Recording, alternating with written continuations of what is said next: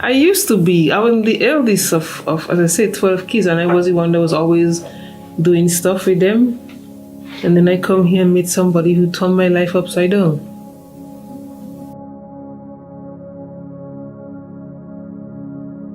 When we're talking about things like domestic violence and homelessness, we always think about all the negatives and all the stuff that comes out of that, but we don't really talk about the alternatives that have come out of that, and also the connections and the way that we develop communities were also very interesting, right? I even remember after my mom, when my mom left, we were living in low-income housing. It primarily consisted of women and their children who are coming out of a similar situation like that. Nobody had a lot, so a lot of the women who were there were either on social assistance or going to school. And in that particular living situation, women were able to just laugh and had the ability to have access to somebody who they know that they could trust to take care of their own children. They could have went outside for coffee, left for 2 hours, came back, and nobody would have said anything. And the children as well were also happy. They were able to just be, right?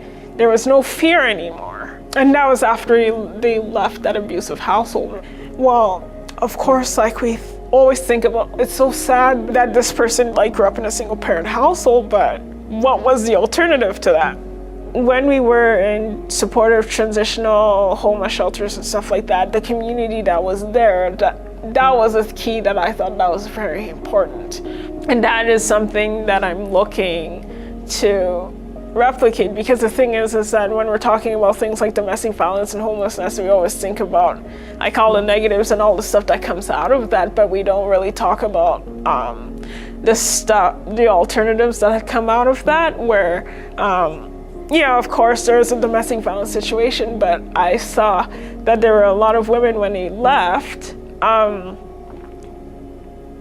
they got the ability to do things that they didn't think that it was even possible for themselves and their own family.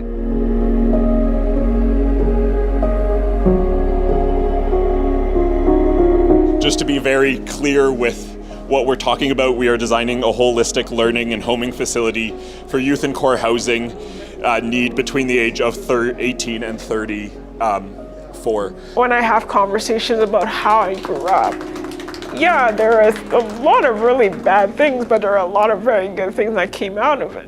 Here, I'd like to view this project as like a celebration of life, a new beginning. That's more of the foundation that I want to set.